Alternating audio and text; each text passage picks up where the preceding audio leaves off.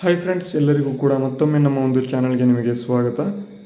ಇವತ್ತಿನ ಒಂದು ವಿಡಿಯೋದಲ್ಲಿ ಭಾರತದ ಇತಿಹಾಸಕ್ಕೆ ಸಂಬಂಧಪಟ್ಟಂತೆ ತರಗತಿಗಳನ್ನು ನಡೆಸ್ಕೊಡ್ತಾ ಹೋಗೋಣ. ಈಗ ಡೈರೆಕ್ಟಾಗಿ ನಾವು ಮೊದಲನೇ ಒಂದು ಸ್ಲೈಡ್ಗೆ ಹೋಗೋಣ. ತುಂಬ ಇಂಪಾರ್ಟೆಂಟಾಗಿ ಈ ಒಂದು ಚಿಗುರು ಆಗಿರ್ಬೋದು ಮತ್ತು ನೂತನ್ ಜಿಕೆ ಹಾಗೆ 6ರಿಂದ 10ನೇ ತರಗತಿ ಪುಸ್ತಕ ಈ ಎಲ್ಲದರ ಒಂದು ಪ್ರಶ್ನೆಗಳನ್ನು ಒಂದೇ ಕಡೆ ಇಲ್ಲಿ ನಿಮಗೆ ಕೊಡುವಂಥ ಪ್ರಯತ್ನವನ್ನು ನಾವು ಮಾಡ್ತಾ ಹೋಗ್ತೇವೆ. ಇತಿಹಾಸಕ್ಕೆ ಸಂಬಂಧಪಟ್ಟಂತೆ ಪ್ರಶ್ನೆಗಳು ಯಾರು ಕೂಡ ಮಿಸ್ ಮಾಡಬಾರ್ದು. ತುಂಬ ಇಂಪಾರ್ಟೆಂಟಾಗಿ ಪ್ರಶ್ನೆಗಳು ಇದ್ದಾವೆ, ನೋಡ್ಕೊಳ್ತಾ ಹೋಗೋಣ. ನೋಡಿ, ಮೊದಲನೇದಾಗಿ ಇಲ್ಲಿ ಒಂದು ಭಾರತದ ಇತಿಹಾಸಕ್ಕೆ ಸಂಬಂಧಪಟ್ಟಂತೆ 5ರಿಂದ 6 ತರಗತಿಗಳನ್ನು ಈಗಾಗಲೇ ಹಿಂದೆ ಮಾಡಿಕೊಂಡು ಹೋಗಿದ್ದೇವೆ. ಆ ಒಂದು ತರಗತಿಗಳ ಒಂದು ಪ್ಲೇಲಿಸ್ಟ್ ಲಿಂಕನ್ನು ಡಿಸ್ಕ್ರಿಪ್ಷನಲ್ಲಿ ಕೊಟ್ಟಿದ್ದೇನೆ. ಎಲ್ಲವನ್ನು ಕೂಡ ನೀವು ನೋಡಿಕೊಂಡು ಹೋಗ್ಬೋದು. ಇಲ್ಲಿ ಈಗಾಗಲೇ ನಾನು ಅತಿ ಮುಖ್ಯವಾಗಿ ಷೋಡಶ ಮಹಾಜನಪದಗಳ ಬಗ್ಗೆ ಇಲ್ಲಿ ಹೇಳಿದ್ದೇನೆ. ಷೋಡಶ ಅಥವಾ 16 ಮಹಾಜನಪದಗಳು ನಮ್ಮ ಒಂದು ಭಾರತದ ಒಂದು ದೇಶವನ್ನು ಇಲ್ಲಿ ಆಳಿದವು. ಯಾವಾಗ ಅಂತಂದರೆ ಪ್ರಾಚೀನ ಇತಿಹಾಸದಲ್ಲಿ 16 ಜನಪದಗಳು ಬರ್ತವೆ. ಅದರಲ್ಲಿ ದೊಡ್ಡದಾಗಿರ್ತಕ್ಕಂಥ ಒಂದು ಜನಪದ ಯಾವುದಪ್ಪ ಅಂತಂದರೆ ಮಗಧ ಎಂಬತಕ್ಕಂಥ ಒಂದು ಮಹಾಜನಪದ. ಈ ಒಂದು ಮಗಧ ಮಹಾಜನಪದವನ್ನು 3 ವಂಶಗಳು ಇಲ್ಲಿ ಆಳ್ತವೆ. ಯಾವುದು ಅಂತಂದರೆ ಹರಿಯಂಕ, ಶಿಶುನಾಗ ಮತ್ತು ನಂದ ರಾಜವಂಶ ಅಂತ. ಈ ಒಂದು 3 ರಾಜವಂಶಗಳು, ಹರಿಯಂಕ ಮತ್ತು ಶಿಶುನಾಗ ಮತ್ತು ನಂದ ರಾಜವಂಶಗಳು ಅತ್ಯಂತ ಮುಖ್ಯವಾಗಿ ಪ್ರಾಚೀನ ಇತಿಹಾಸದಲ್ಲಿ ಮಗಧ ಮಹಾಜನಪದದಲ್ಲಿ ಅತ್ಯಂತ ಶಕ್ತಿಶಾಲಿಯಾಗಿ ಆಳಿರ್ತಕ್ಕಂಥ ಒಂದು 3 ರಾಜವಂಶಗಳು. ಈ ಒಂದು ರಾಜವಂಶಗಳು ಇದರಲ್ಲಿ ಬರ್ತಕ್ಕಂಥ ಒಂದು ರಾಜರು ಅತಿ ಹೆಚ್ಚಿನದಾಗಿ ನಮ್ಮ ಒಂದು ಭಾರತವನ್ನು ಬೇರೆ ಒಂದು ದಿಕ್ಕಿನಡೆಗೆ ಇಲ್ಲಿ ತೆಗೆದುಕೊಂಡು ಹೋಗ್ತಕ್ಕಂಥ ಒಂದು ಕೆಲಸವನ್ನು ಇವರು ಮಾಡಿದ್ದಾರೆ. ಈಗ ಮೊದಲನೇದಾಗಿ ಹರಿಯಂಕ ರಾಜವಂಶವನ್ನು ನಾವು ಈ ಒಂದು ತರಗತಿಯಲ್ಲಿ ನೋಡ್ಕೊಳ್ತಾ ಹೋಗೋಣ. ನೋಡಿ, ಇಲ್ಲಿ ಹರಿಯಂಕ ರಾಜವಂಶ ಯಾವಾಗಪ್ಪ ಬರ್ತದೆ ಅಂತ ಅಂದರೆ, ಈ ಒಂದು ಹರಿಯಂಕ ರಾಜವಂಶ ಷೋಡಶ ಮಹಾಜನಪದದಲ್ಲಿ ಮಗಧ ಮಹಾಜನಪದ ಏನಿದೆ ಇದರಲ್ಲಿ ಬರ್ತಕ್ಕಂಥ ಒಂದು ಮೊದಲನೇ ಒಂದು ರಾಜವಂಶ ಹರಿಯಂಕ ಎಂಬತಕ್ಕಂತಹ ಒಂದು ರಾಜವಂಶ. ಇದನ್ನು ಒಂದು ಸ್ಥಾಪನೆ ಮಾಡಿರ್ತಕ್ಕಂಥ ರಾಜ ಯಾರಪ್ಪ ಅಂತಂದರೆ ಬಿಂಬಿಸಾರ ಎಂಬತಕ್ಕಂತಹ ರಾಜ ಈ ಒಂದು ಹರಿಯಂಕ ರಾಜವಂಶವನ್ನು ಇಲ್ಲಿ ಸ್ಥಾಪನೆಯನ್ನು ಮಾಡ್ತಾನೆ. ಬಿಂಬಿಸಾರ ರಾಜ ಈ ಒಂದು ಸ್ಥಾಪನೆಯನ್ನು ಮಾಡಿರ್ತ ಒಂದು ಸಂದರ್ಭದಲ್ಲಿ ಏನಪ್ಪ ಮಾಡ್ತಾನೆ ಅಂತ ಅಂದರೆ ಕ್ಯಾಪಿಟಲ್ ಅಥವಾ ಇಲ್ಲಿ ರಾಜಧಾನಿಯನ್ನು ರಾಜಗೃಹ ಎಂಬತಕ್ಕಂಥ ಒಂದು ಪ್ರದೇಶವನ್ನು ಮಾಡ್ತಾನೆ.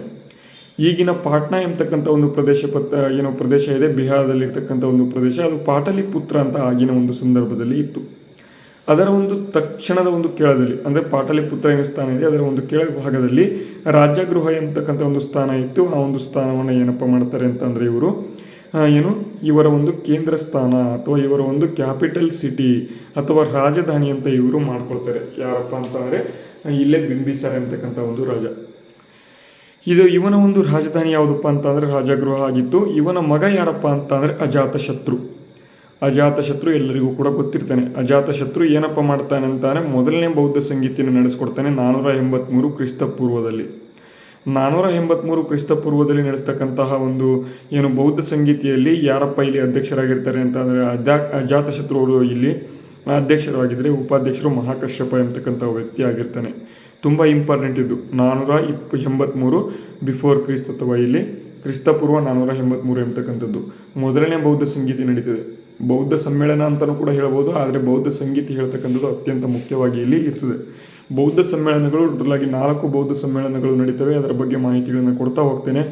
ಹಿಂದಿನ ತರಗತಿಗಳಲ್ಲಿ ಈಗಾಗಲೇ ಬೌದ್ಧ ಸಮ್ಮೇಳನದ ಬಗ್ಗೆ ಮಾಹಿತಿಗಳನ್ನು ಕೊಟ್ಟಿದ್ದೇನೆ. ಯಾರ್ಯಾರು ನೋಡಿಲ್ಲ ನೀವು ನೋಡ್ಕೊಂಡು ಬರ್ಬೋದು. ಅಜಾತಶತ್ರು ಮೊದಲನೇ ಒಂದು ಬೌದ್ಧ ಸಂಗೀತಿನ ಶುರು ಮಾಡ್ತಾನೆ. ಅಜಾತಶತ್ರು ಮೊದಲ ಒಂದು ಬೌದ್ಧ ಸಂಗೀತ ಶುರು ಮಾಡುವ ಸಂದರ್ಭದಲ್ಲಿ ಮಹಾಕಶ್ಯಪ ಇಲ್ಲಿ ಉಪಾಧ್ಯಕ್ಷನಲ್ಲಿ ವಹಿಸ್ತಾನೆ. ಇವೆಲ್ಲ ಈ ಒಂದು ಹರಿಯಂಕ ರಾಜವಂಶದವರೆಲ್ಲರೂ ಕೂಡ ಇಲ್ಲಿ ಬೌದ್ಧ ಧರ್ಮಕ್ಕೆ ಇಲ್ಲಿ ಸಪೋರ್ಟನ್ನು ಇಲ್ಲಿ ಮಾಡ್ತಾ ಇದ್ದು ಅಂತೂ ಕೂಡ ಇಲ್ಲಿ ಉಲ್ಲೇಖ ಇಲ್ಲಿ ಇರ್ತಕ್ಕಂಥದ್ದು. ಅದೇ ರೀತಿ ಇಲ್ಲಿ ಅಜಾತಶತ್ರು ಏನಪ್ಪ ಮಾಡ್ತಾನೆ ಅಂತಂದರೆ ರಥಮೂಸಲ ಮತ್ತು ಮಹಾಶೀಲ ಕಂಟಕ ಎಂಬತಕ್ಕಂಥ ಒಂದು 2 ಯುದ್ಧ ಕೌಶಲ್ಯಗಳನ್ನು ಇವನು ಹೊಂದಿರ್ತಾನೆ. ರಥಮೂಸಲ ಮತ್ತು ಮಹಾಶೀಲ ಕಂಟಕ ಎಂಬತಕ್ಕಂಥ ಒಂದು ಯುದ್ಧ ಕೌಶಲ್ಯ ಹೊಂದಿರತಕ್ಕಂಥ ಒಂದು ರಾಜರು ಯಾರು ಅಂತ ಇಲ್ಲಿ ಪ್ರಶ್ನೆ ಬರ್ಬೋದು. ಇಲ್ಲಿ ಅಜಾತಶತ್ರು ಎಂಬತಕ್ಕಂಥ ರಾಜ ರಥಮೂಸಲಂ ಮತ್ತು ಇಲ್ಲಿ ಮಹಾಶೀಲ ಕಂಟಕಂ ಎಂಬತಕ್ಕಂತಹ ಒಂದು ಯುದ್ಧ ಕೌಶಲ್ಯ ಇಲ್ಲಿ ಹೊಂದಿರತಕ್ಕಂಥದ್ದು. ಈ 2 ಯುದ್ಧ ಕೌಶಲ್ಯಗಳನ್ನು ಒಂದು ಮಾಡಿಕೊಂಡು ಇವನು ವೈಶಾಲಿಯನ್ನು ಗೆದ್ಕೊಳ್ತಾನೆ. ವೈಶಾಲಿ ಏನಪ್ಪ ಅಂತಂದರೆ ಇದು ಕೂಡ ಒಂದು ಮಗಧ ರಾಜವಂಶದಲ್ಲಿ ಇರ್ತಕ್ಕಂಥ ಒಂದು ಅತ್ಯಂತ ದೊಡ್ಡ ಒಂದು ರಾಜವಂಶ ಇತ್ತು. ಈ ಒಂದು ವೈಶಾಲಿ ಎಂಬತಕ್ಕಂಥ ಒಂದು ರಾಜವಂಶವನ್ನು ಬೇರೆ ರಾಜ ಆಳ್ತಾ ಇದ್ದ. ಇದನ್ನು ಅಜಾತಶತ್ರು ಮಹಾಶೀಲ ಕಂಟಕ ಮತ್ತು ರಥಮೂಸಲಂ ಎಂಬತಕ್ಕಂಥ ಒಂದು ಯುದ್ಧ ಕೌಶಲ್ಯದಿಂದ ಈ 2 ರಾಜ್ಯಗಳಿದ್ದಾವೆ ಇವೆರಡನ್ನು ಕೂಡ ಇಲ್ಲಿ ಗೆದ್ಕೊಳ್ತಾನೆ. ಅದೇ ರೀತಿಯಲ್ಲಿ ಅಜಾತಶತ್ರು ಬೌದ್ಧ ಧರ್ಮಕ್ಕೆ ಅತಿ ಹೆಚ್ಚಿಗೆ ಮೆಚ್ಚುಗೆಯನ್ನು ನೀಡ್ತಾ ಇದ್ನು ಅಂತ ಇಲ್ಲಿ ಕೊಟ್ಟಿದ್ದಾರೆ. 483 BCಯಲ್ಲಿ ಮೊದಲನೇ ಬೌದ್ಧ ಸಂಗೀತವನ್ನು ನಡೆಸಿಕೊಟ್ಟಿದ್ದಾನೆ ಅಂತ ಇಲ್ಲಿ ಕೊಟ್ಟಿದ್ದಾರೆ. ಮತ್ತು ಇಲ್ಲಿ ಹರಿಯಂಕ ರಾಜವಂಶದ ಅತ್ಯಂತ ಒಂದು ಪ್ರಸಿದ್ಧ ರಾಜ ಇಲ್ಲಿ ಯಾರಪ್ಪ ಅಂತ ಅಂದರೆ ಅವನೇ ಅಜಾತಶತ್ರು ಆಗಿದ್ದ ಅಂತ ಇಲ್ಲಿ ಮಾಹಿತಿ ಇದೆ.